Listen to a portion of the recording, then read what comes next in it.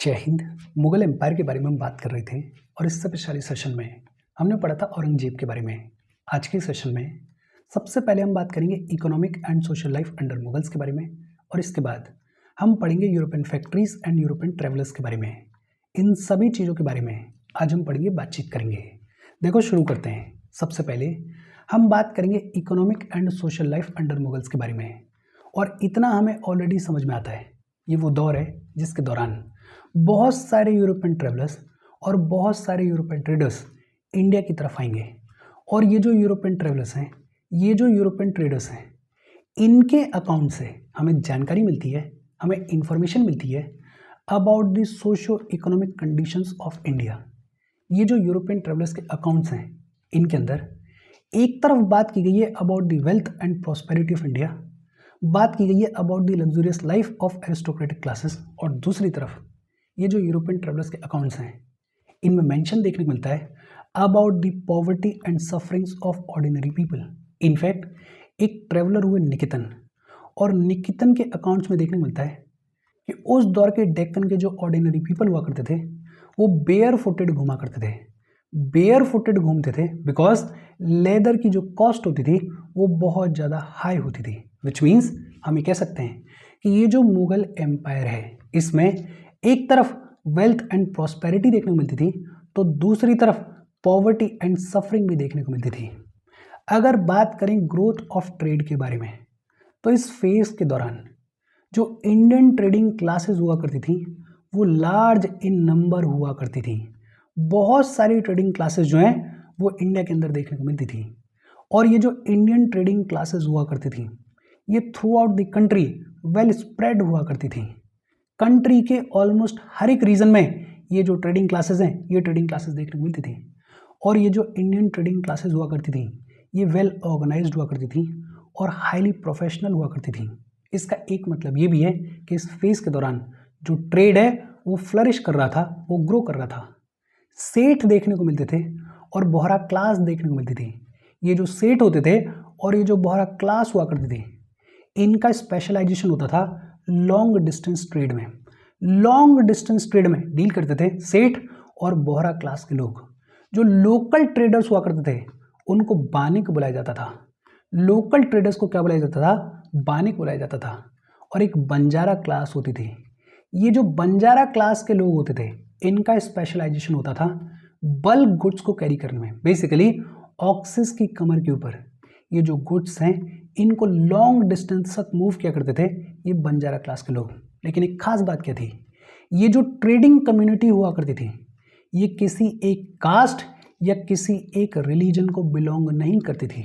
For example Gujarati merchants देखने को मिलते थे। ये जो गुजराती मर्चेंट्स हुआ करते थे ये हिंदूज भी होते थे, ये जैन्स भी होते थे, ये मुस्लिम्स भी होते थे। राजस्थान के अंदर ओसवाल देखने को मिलते थे, महेश्वरीज देखने को मिलते थे, अग्रवाल्स देखने को मिलते थे। और इन्हीं को आगे जाके क्या बुलाया जाएगा? इन्हीं को आगे जाके मारवाड़ीज बुलाया जाएगा। और साउथ इंडिया की अगर बात करें तो कोरोमंडल कोस्ट पे चेतीस देखने को मिलते थे और मलाबार कोस्ट पे मुस्लिम मर्चेंट्स देखने को मिलते थे। बेसिकली ये जो ट्रेडिंग कम्युनिटी हुआ करती थी ये किसी एक कास्ट या किसी एक रिलीजन को बिलोंग नहीं करती थी।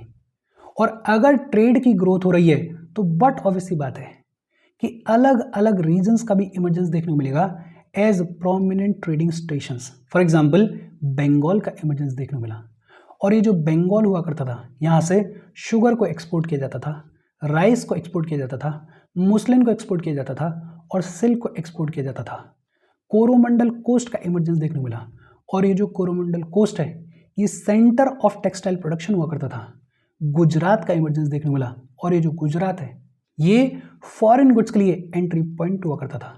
तो जैसे जैसे ट्रेड ग्रो करेगी वैसे वैसे प्रोमिनेंट ट्रेडिंग स्टेशंस का भी इमर्जेंस देखने को मिलेगा। फॉर एग्जांपल बंगाल अपने आप में इंपॉर्टेंट ट्रेडिंग सेंटर के तौर पे स्टैब्लिश करेगा। कोरोमंडल कोस्ट जो है वो सेंटर ऑफ टेक्सटाइल प्रोडक्शन हुआ करता था। गुजरात जो है वो अपने आप में इंपॉर्टेंट रोल प्ले करेगा। और जैसे जैसे यूरोपियन कंपनीज का एडवेंट देखने को मिलेगा, जैसे जैसे यूरोपियन कंपनीज का अराइवल देखने को मिलेगा, ये जो फॉरेन ट्रेड है ये और ज़्यादा इंटेंसिफाई हो जाएगी। इंडिया के ट्रेड रिलेशंस देखने को मिलते थे एशिया के साथ में, पर्शिया के साथ में और यूरोप के साथ में। मेजर एक्सपोर्ट आइटम्स की अगर बात करें तो टेक्सटाइल्स का एक्सपोर्ट किया जाता था, सॉल्ट पीटरे का एक्सपोर्ट किया जाता था, शुगर का एक्सपोर्ट किया जाता था, ओपियम का एक्सपोर्ट किया जाता था और स्पाइसेस का एक्सपोर्ट किया जाता था। मेजर इंपोर्ट आइटम्स की अगर बात करें तो वॉर हॉर्सेस को इंपोर्ट किया जाता था। लग्जरी आइटम्स जैसे आइवरी है, सिल्वर है, सिल्क है, अच्छी क्वालिटी की वाइन है, परफ्यूम्स हैं, वॉचेस हैं, कारपेट्स हैं, ऐसे लग्जरी आइटम्स को भी इंपोर्ट किया जाता था। और ये जो कॉम्प्लेक्स नेटवर्क ऑफ ट्रेड देखने को मिलता था, इसके अंदर जो एजेंट्स होते थे उनको गोमस्ताज बुलाया जाता था। एजेंट्स को क्या बुलाया जाता था? गोमस्ताज बुलाया जाता था। और जो कमीशन एजेंट्स होते थे उनको क्या बुलाया जाता था? उनको दलाल्स बुलाया जाता था। अगर आपने 10th क्लास की एनसीईआरटी पढ़ी हुई है तो आपको फॉर श्योर पता होगा इन गोमस्ताज के बारे में, इनके बारे में डिटेल में बातचीत की गई है। तो ये जो ट्रेड का नेटवर्क देखने को मिलता था, इसमें जो एजेंट्स होते थे उनको गोमस्ताज बुलाया जाता था और जो कमीशन एजेंट्स होते थे उनको दलाल्स बुलाया जाता था। हुंडीज देखने को मिलते थे। हुंडीज के बारे में हमने बात की है अपने इकोनॉमी के सेशंस में, होपफुली आपको पता होगा। हुंडीज बेसिकली पेपर डॉक्यूमेंट होता था, एक ऐसा पेपर डॉक्यूमेंट जिसके ऊपर प्रॉमिस होता था कि जो पैसा है उसको फ्यूचर में एक फिक्स्ड पीरियड ऑफ टाइम के बाद पे कर दिया जाएगा। ये जो हुंडीज हैं ये एक तरीके से अश्योरेंस कैरी करते थे। शराफ्स देखने को मिलते थे, शराफ्स या फिर श्रॉफ्स। ये जो श्रॉफ्स हुआ करते थे इनका स्पेशलाइजेशन होता था मनी को चेंज करने में। ट्रेड के लिए मनी को चेंज करने में स्पेशलाइजेशन होता था श्रॉफ्स का। ये जो श्रॉफ्स हैं ये हुंडीज में भी स्पेशलाइजेशन रखते थे और प्राइवेट बैंक्स के तौर पे एक्ट करते थे। टाउन जो हुआ करते थे, पोर्ट टाउन्स, वहां पे रिचेस्ट मर्चेंट कम्युनिटीज देखने को मिलती थी। और ये जो मर्चेंट कम्युनिटीज देखने को मिलती थी, हर एक मर्चेंट कम्युनिटी का अपना एक लीडर होता था और वो जो लीडर होता था उसको क्या बुलाया जाता था? उसको नगर सेठ बुलाया जाता था। हर एक मर्चेंट कम्युनिटी का अपना लीडर होता था और लीडर को क्या बुलाया जाता था? लीडर को नगर सेठ बुलाया जाता था। इजी और सिंपल सी बातचीत है। देखो, ये जो ट्रेडिंग कम्युनिटी देखने को मिलती थी, ये ट्रेडिंग कम्युनिटी किसी एक कास्ट या किसी एक रिलीजन से नहीं बनी होती थी। अलग अलग प्रोमिनेंट ट्रेडिंग स्टेशंस का इमरजेंस देखने को मिलेगा, जैसे बंगाल का इमरजेंस देखने को मिलेगा, कोरोमंडल कोस्ट का इमरजेंस देखने को मिलेगा, गुजरात का इमरजेंस देखने को मिलेगा। ये जो फॉरेन ट्रेड है ये और ज़्यादा इंटेंसिफाई हो जाएगी with the advent of European companies. Major export items की अगर बात करें तो टेक्सटाइल्स हुआ करते थे, सॉल्ट पीटरे होता था, शुगर होता था, ओपियम होता था और स्पाइसेस होते थे। मेजर इंपोर्ट आइटम्स की अगर बात करें तो वॉर हॉर्सेस को इंपोर्ट किया जाता था और लग्जरी आइटम्स को इंपोर्ट किया जाता था। ये जो ट्रेड का नेटवर्क देखने को मिलता था, इसमें जो एजेंट्स होते थे उनको क्या बुलाया जाता था? उनको गोमस्ताज बुलाया जाता था। और जो कमीशन एजेंट्स होते थे उनको क्या बुलाया जाता था? उनको दलाल्स बुलाया जाता था। हुंडीज देखने को मिलते थे। हुंडीज बेसिकली पेपर डॉक्यूमेंट हुआ करते थे, ऐसे पेपर डॉक्यूमेंट जिनके ऊपर प्रॉमिस होता था कि जो पैसा है उसको एक फिक्स्ड पीरियड ऑफ टाइम के बाद पे कर दिया जाएगा। हुंडीज एक तरीके से अश्योरेंस का काम करते थे। श्रॉफ्स देखने को मिलते थे। ये जो श्रॉफ्स होते थे इनका स्पेशलाइजेशन होता था मनी को चेंज करने में, हुंडीज में, और ये प्राइवेट बैंक्स के तौर पर भी एक्ट करते थे। जो मर्चेंट कम्युनिटीज हुआ करती थी उनका अपना लीडर होता था और लीडर को नगर सेठ बुलाया जाता था। अच्छा, ये जो फेज है, ये जो मुगल रेन है, इसके दौरान जो एडमिनिस्ट्रेशन देखने को मिलता था उसमें भी सब्सटेंशियल चेंजेस देखने को मिले। हमने पढ़ा था मनसबदारी सिस्टम के बारे में। और ये जो मनसबदारी सिस्टम है, ये जो जागीरदारी सिस्टम है, इसको किसने इंट्रोड्यूस किया था? इसको अकबर ने इंट्रोड्यूस किया था। और ये जो मनसबदारी सिस्टम है, ये जो जागीरदारी सिस्टम है, ये बेसिस हुआ करता था सिविल एंड मिलिट्री एडमिनिस्ट्रेशन का। लेकिन ये जो मनसबदारी सिस्टम है इसमें कई सारे चेंजेस भी किए जाएंगे। जैसे जब जहांगीर आएंगे तो जहांगीर जो है वो सवार रैंक में एक और नया प्रोविजन ऐड करेंगे। सवार रैंक में जहांगीर जो है वो एक और नया प्रोविजन ऐड करेंगे। और वो जो नया प्रोविजन था वो क्या था? वो था दू अस्पा शीय अस्पा। दू अस्पा शीय अस्पा नाम का नया प्रोविजन जहांगीर ने सवार रैंक में ऐड किया। बेसिकली दू अस्पा शीय अस्पा में क्या होता था? जो जहांगीर के फेवरेट नोबल्स हुआ करते थे उनकी मिलिट्री स्ट्रेंथ को इंक्रीज कर दिया जाता था विदाउट चेंजिंग देयर जात। उनकी जात को चेंज नहीं किया जाता था। हायरार्की में उनका नंबर कहाँ आएगा उसको चेंज नहीं किया जाता था। उनका पर्सनल स्टेटस चेंज नहीं किया जाता था, लेकिन उनकी मिलिट्री स्ट्रेंथ जो है उसको इंक्रीज कर दिया जाता था। और जब मिलिट्री स्ट्रेंथ इंक्रीज की जाएगी तो उनको एडिशनल पेमेंट भी दिया जाता था। तो जहांगीर ने सवार रैंक में एक और नया प्रोविजन ऐड किया, जिसे क्या बुलाया गया, दू अस्पा सी अस्पा। फिर शाहजहां आए और शाहजहां ने ये जो मनसबदारी सिस्टम है इसमें मंथ स्केल को इंट्रोड्यूस किया। देखो होता क्या था, ये जो मनसबदारी सिस्टम है, इस मनसबदारी सिस्टम में जागीर जो है वो नोबल को दे दी जाती थी। जागीर से जो भी रेवेन्यू जनरेट होता था वो काम करता था नोबल की इनकम के तौर पे।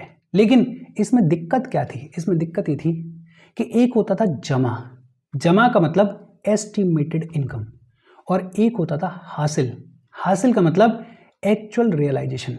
बेसिकली ये जो जागीर दी गई, साल शुरू हुआ उसके पहले कैलकुलेट किया जाता था कि इस जागीर से कितनी इनकम एस्टिमेटेड जनरेट होने वाली है, और उसको बुलाया जाता था जमा।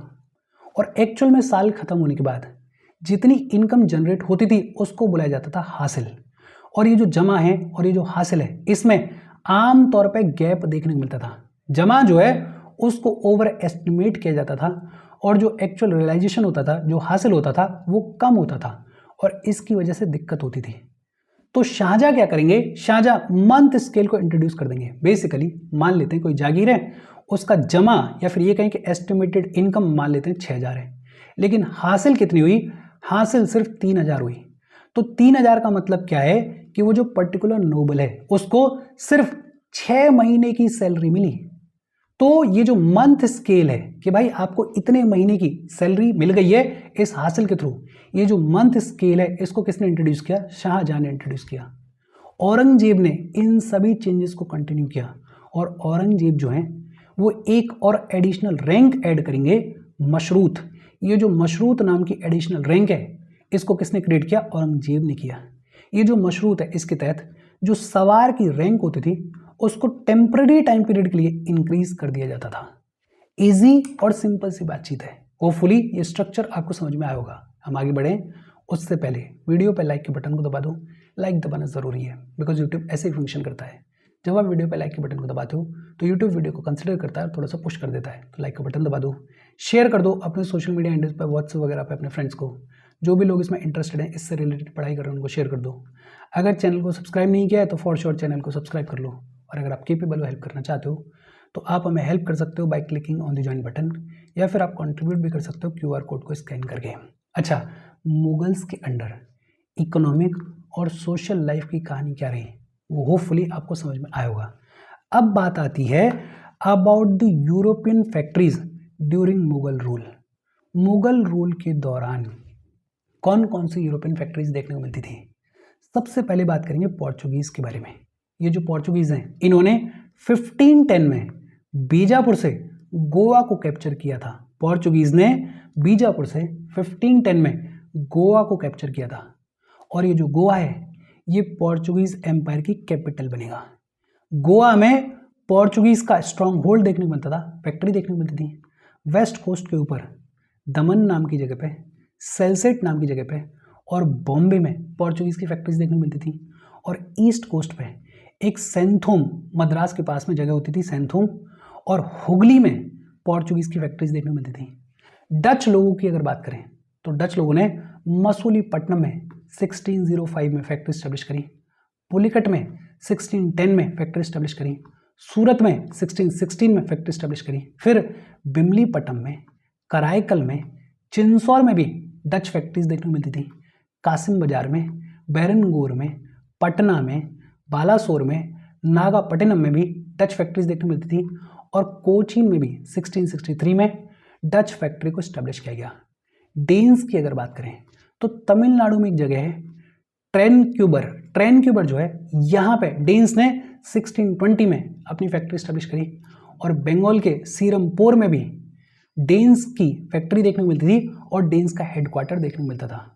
फ्रेंच लोगों की अगर बात करें तो फ्रेंच लोगों ने सूरत में 1668 में फैक्ट्री स्टैब्लिश करी, मसूलीपट्टनम में 1669 में फैक्ट्री स्टैब्लिश करी, फिर पौंडीचेरी में, चंदरनागौर में, माही में, यनम में और कराईकल में भी फ्रेंच फैक्ट्रीज देखने को मिलती थी।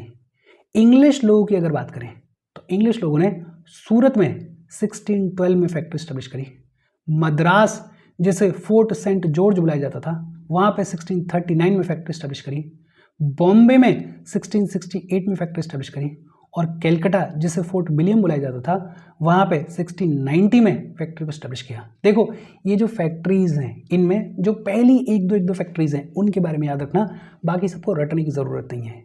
और इसके बाद बात आती है प्रोमिनेंट यूरोपियन ट्रेवलर्स के बारे में। देखो एक विनेशियन निकोल डी कॉन्टी देखने को मिले। ये जो निकोल डी कॉन्टी हैं ये विजिट करेंगे विजयनगर एम्पायर को। किसके रेन के दौरान? देवराय वन के रेन के दौरान। तो कॉन्टी आए विजयनगर एम्पायर को विजिट करने के लिए किसके रेन के दौरान? देवराय वन के रेन के दौरान।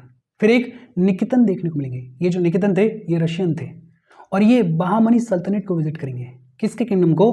मोहम्मद सेकंड के किंगडम को विजिट करेंगे।